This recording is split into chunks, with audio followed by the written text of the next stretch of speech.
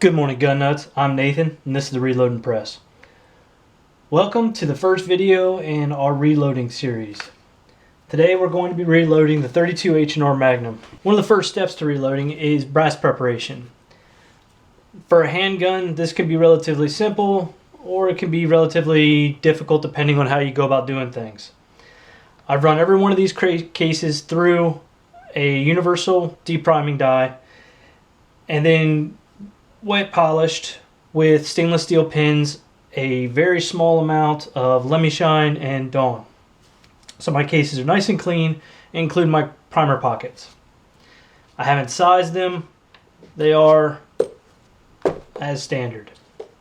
Now taking a look at the case lengths, as you see here is 1.075 is our max length.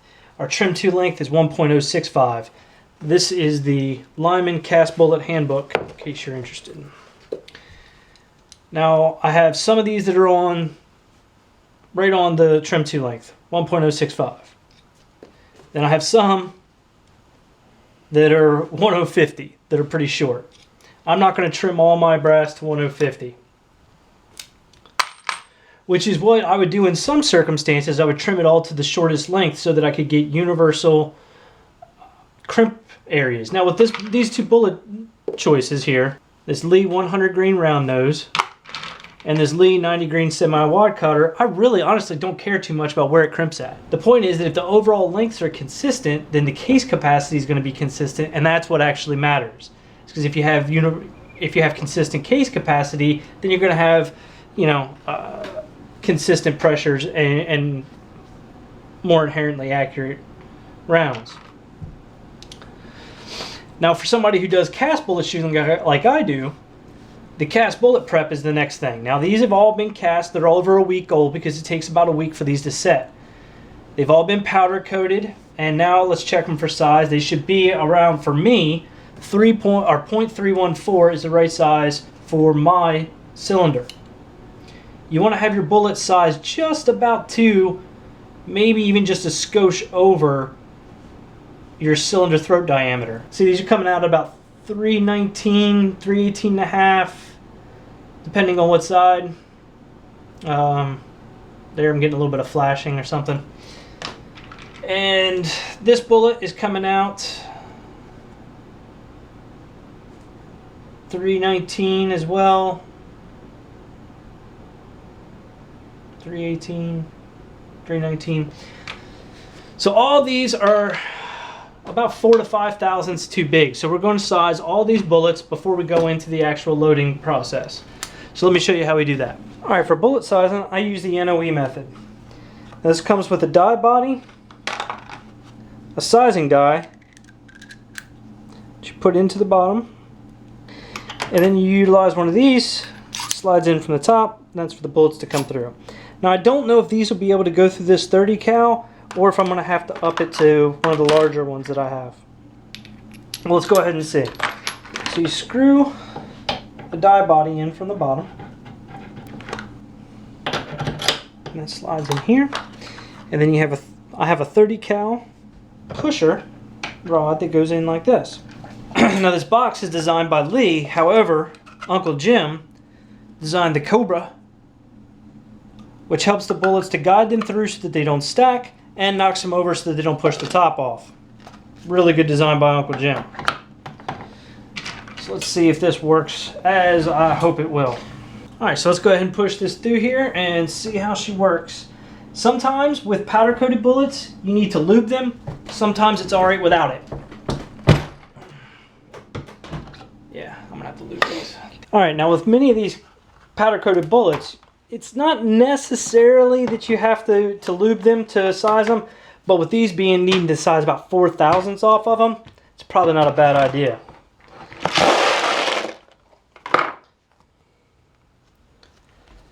Now this bullet lube is some old stuff I had laying around, some old Lee stuff. And that should definitely do it. I'll take this and rattle it around and get it all mixed in with it. Alright, Sorry for the noise, folks. So you put your lead canister on here, which holds the bullets. If you're lucky enough to have the patented Uncle Jim Cobra, it makes sure that your bullets don't double stack and jam or push the top of the lid off. So from here, you just go ahead and put it on top of the plunger and pull down. And you just do this a million times. Actually, for this, I believe somewhere close to about 300 times. But as you can see, the system works really well. It's fast. There's some guys that have their bullet sizers mounted upside down, so that they can so it empties just straight into the cup, and they can put it. I think they can basically get the bullet on the stem a little bit faster, and but this is the way I have this system built, and it works just fine for me. So I'm going to go ahead and size all these and all the green ones over there, and then I'll be right back with you in a little bit. Alright folks, so all of our bullets are sized and wiped off where it needed to be. Let's see what size they come out now, huh? And 314. 314. 314. That's what we wanted to see. 314, 314, 314. Terrific. So we got our bullets to the same diameter as our cylinder throats. Before we get into the actual loading procedure, I wanted to talk a little bit about load data. 32 H&R Magnum does not have a lot of load data for it. In fact, this Lyman Cast Bullet Handbook is some of the most extensive load data I've seen for the 32 H&R Mag to date in one book. But what I have done, because I'm using certain powders, the Accurate Arms number 5, HS6, Unique, and CFE pistol, first I looked at the reloading data from that particular powder company. So I looked at Accurate Arms, Hodgdon, and Alliant to see what their data came out as, and I wrote all that down. Then I went through and looked at the Lee manual and the Lyman manual, and I wrote those down. And then I went through and just kind of averaged and made sure and double checked with everybody, because some of them, like for instance the Hornady manual for 85 grain only had HS6 and Unique, and that's for a jacketed bullet. You can to some degree transpose your jacketed load data to cast bullets. I don't recommend going the other way, but you can do that if you know that you're not going to have a leading issue. Your pressures will be a little bit different, your speeds will be a little bit different, but you should be alright, especially if you're going to start low and work your way up. So I used 6 different load manuals, so I come up with load data for 85, 90, and 100 grain bullets. Now let's take a look at something real quick. This 90 grain bullet can be seated all the way to that last ring. Heck, you can even seat it all the way to the shoulder. But this 90 grain bullet is supposed to be seated right up to the flat top, or right to the top of the bullet. So you see how that would actually change my case capacity by just a fair bit.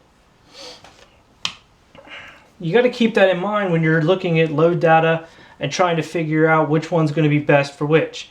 Now my 90 grain load data I found was for wad cutter.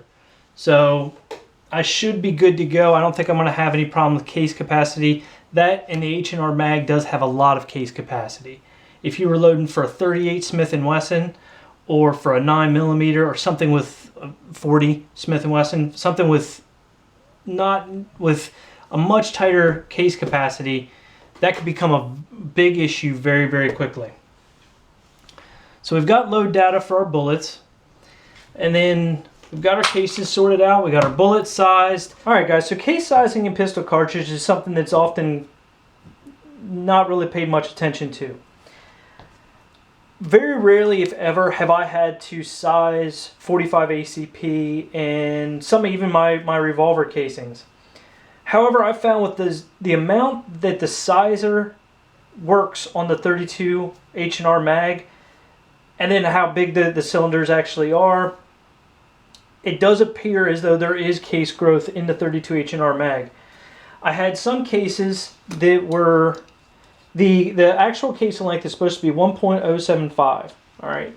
I had some cases that were down around almost 1.055, but once I sized them, they were up around 1.065, 66.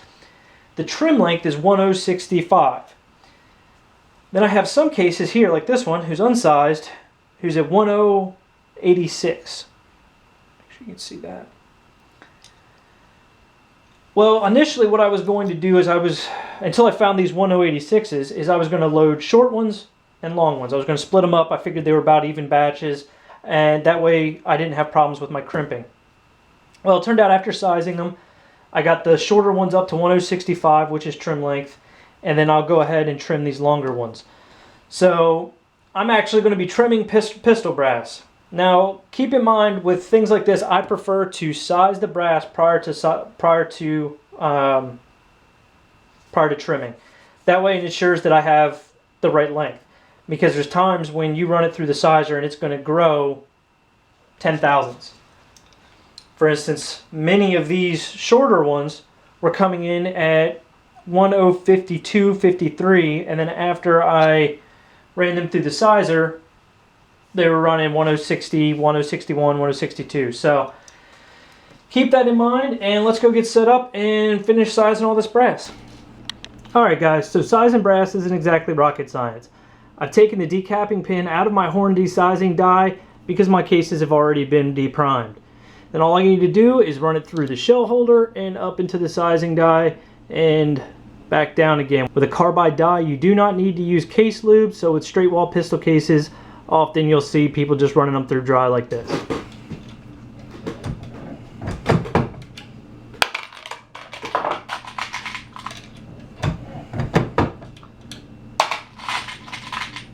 Process goes really smooth, as you can see. If I wasn't going to be trimming these cases, I would probably prime on the downstroke. But the way that my case trimmer works, it puts pressure on the primer if you have a primer in there, which I don't quite like.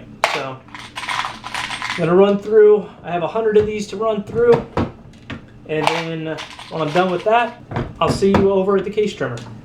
Alright, so we've gone ahead and sized all of our brass, and we have brass now that the length is up to, here's 1.075, here's 1.093. So as you can see, it's definitely gotten longer. We've gone ahead and set our Lyman Accu trimmer. I like this trimmer because it uses standardized or standard shell holders and not proprietary ones, such as the Hornady requires you to use Hornady shell holders. I also like it because it seems to be pretty accurate and works and was relatively inexpensive.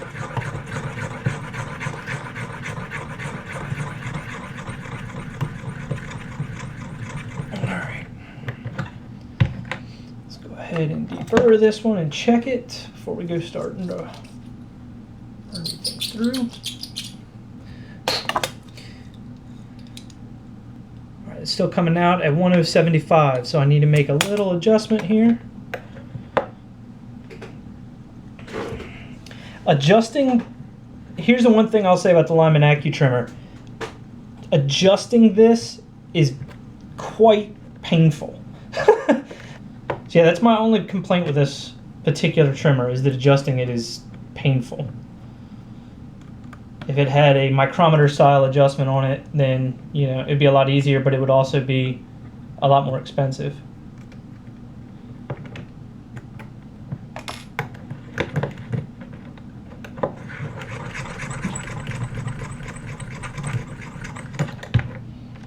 So let's see if that got it. When you're going to measure, no, still needs more. When you're going to measure, always chamfer it, knock the edge off, because you could be measuring the edge that the cutter puts on it and not the actual case, which I have seen. Now this would be easy, like if you could take, and this is what I probably need to do, is I probably need to bring a set of feeler gauges home with me the next time at the shop, because right now I know what it's set to, right, and I could just take and run a feeler gauge in here and then pull the feeler gauge out and do that, and that would work. You know, a couple thousandths one way or the other is not it's not a lot of material, especially a little hand trimmer like this, without very fine adjustments.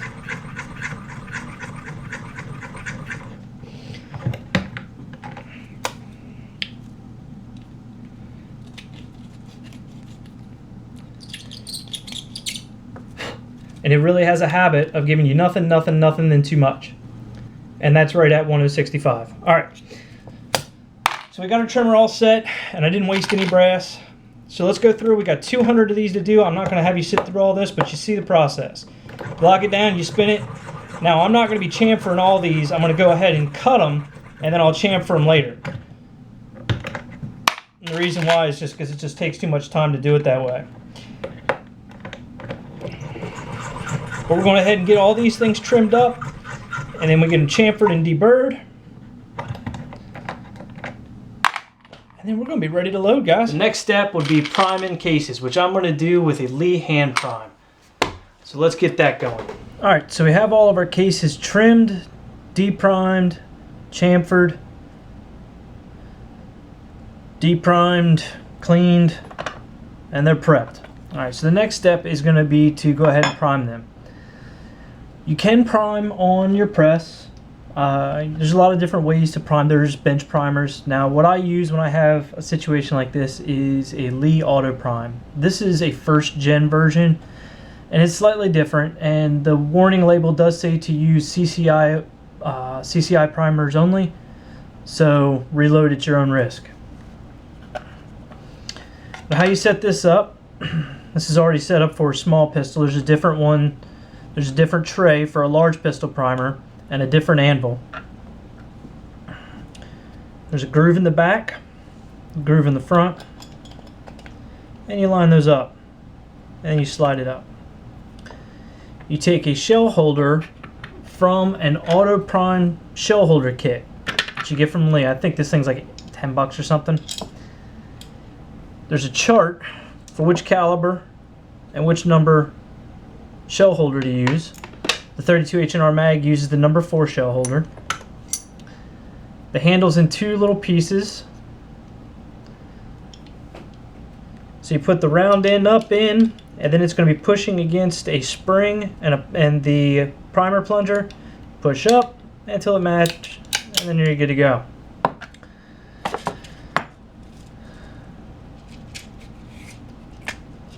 I am not using CCI primers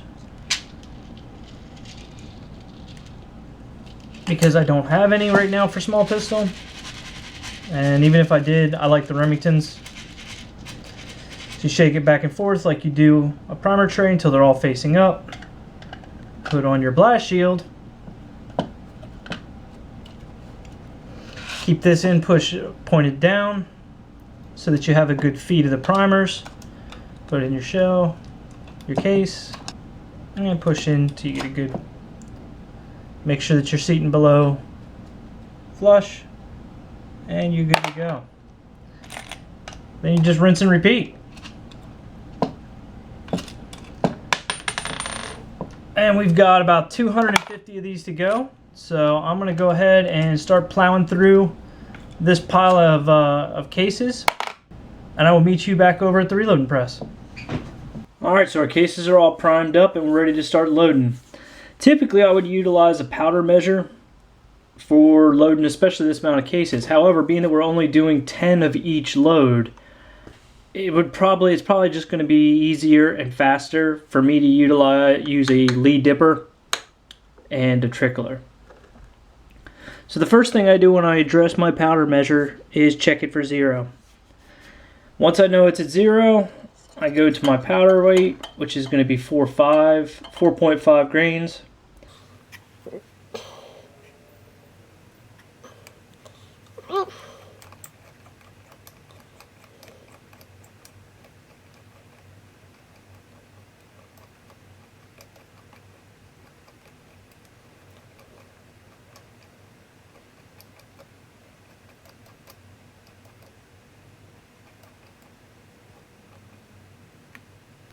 And we're at 4.5.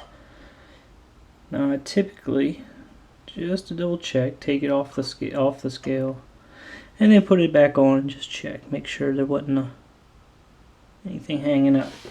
All right, so we're at 4.5. This is with Accurate Arms number 5. We're going to do 4.5, 4.7, and then 5.0 greens of Accurate Arms number 5 with the 100 green Lee round nose bullet.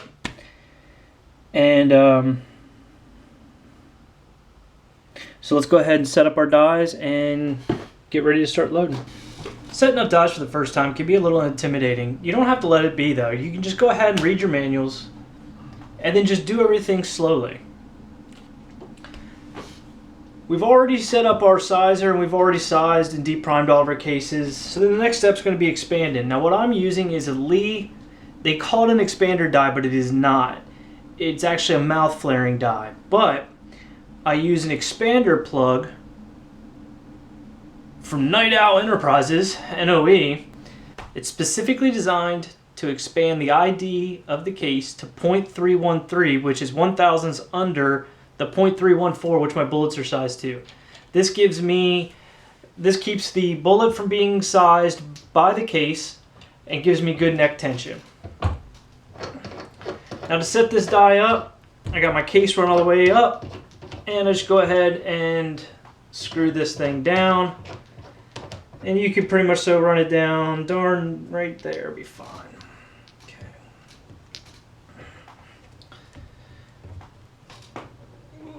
You can kind of lock this one down, it's not that big of a deal. And then you just screw the top adjustment die, which is finer threads. Just keep going slow until you get the result that you're looking for.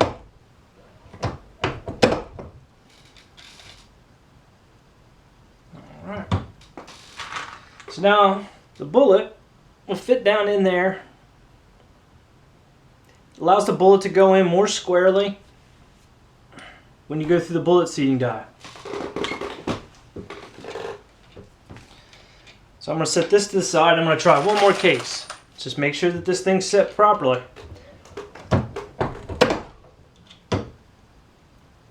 See, that expanded pretty well, but it didn't give me the flare that I wanted.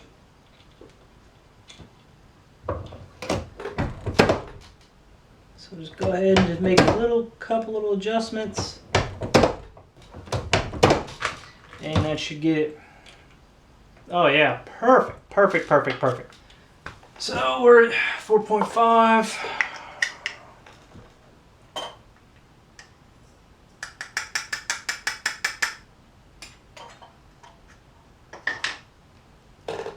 Does not give you a lot of case fill, gentlemen, so. Alright.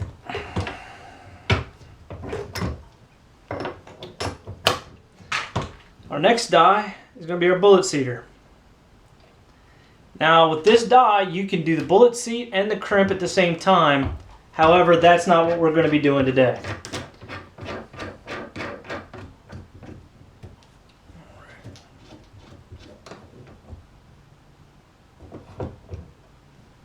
Alright.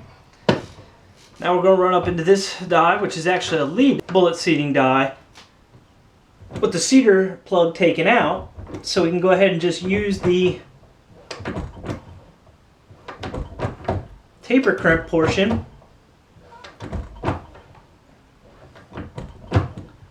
That felt pretty good. I want to get a really good crimp on this. I think that's got it.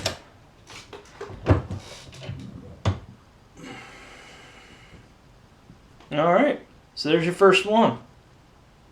So now that we're set up, the rest of these are going to go a lot smoother, or a lot faster anyway.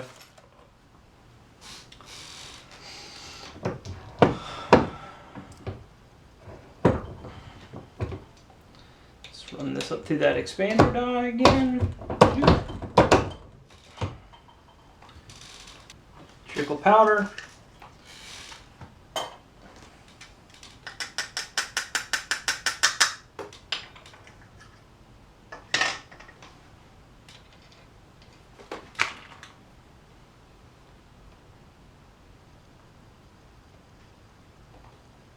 Set the bullet.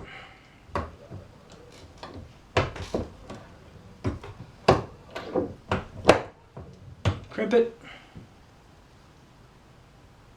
And bingo. Let's do one more.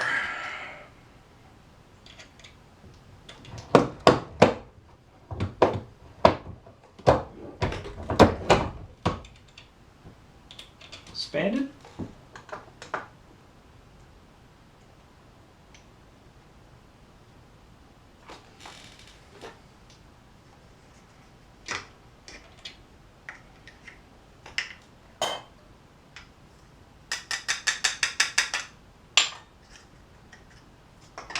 Powdered.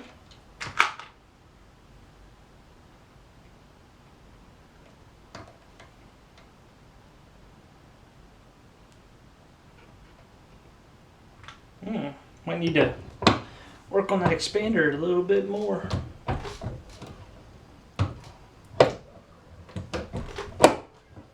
And crimped. So there we are, guys. That's loading the 32 H&R Mag. Relatively simple. Now I've got to do this a whole bunch more times, and I don't think I want to drag you guys through that. So what we're going to do is we're going to load all these up, and I will bring you back in when we're done to kind of show you what it all looks like. Alright guys, so we're back and we're fully loaded. What we've done here is we've loaded up 20 of each load, and they're in a line here with each one. And each case, see, this is 4.5 of CFE pistol. So each case has the load written on it because we have so many different ones to test. We've got 240 to be exact. So we got the 100 grain round nose, as well as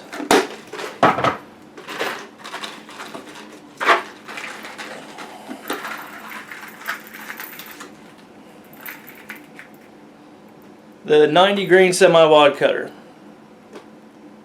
Let's take a look at that. There we go. And that's load for that one. So I loaded up 240 of these. It doesn't take all that long once you have your dies and everything set up. And I marked each case so that I knew what was in each one. Now you don't necessarily have to do that if you're going to load all of your cases with the same load. You can just, mark the box, which is the way I typically do it once I find the load, but this is doing it for load development. So guys, I appreciate you coming in for the reloading of the 32 H&R Mag. I think the next one I'm probably going to do is 41 mag or possibly 9mm. I don't know. We'll see what happens, and just remember, follow all the instructions in your reloading manual. Don't take these things don't take these videos as gospel. Consult your reloading manuals, your instruction manuals, things like that for every kind of round that you're going to load. Don't take any of the YouTube's load data and just transpose it on your own. Make every load, every round work for your firearm safely. But until next time, guys, stay safe, have fun. I'll see you when I see you. Laters.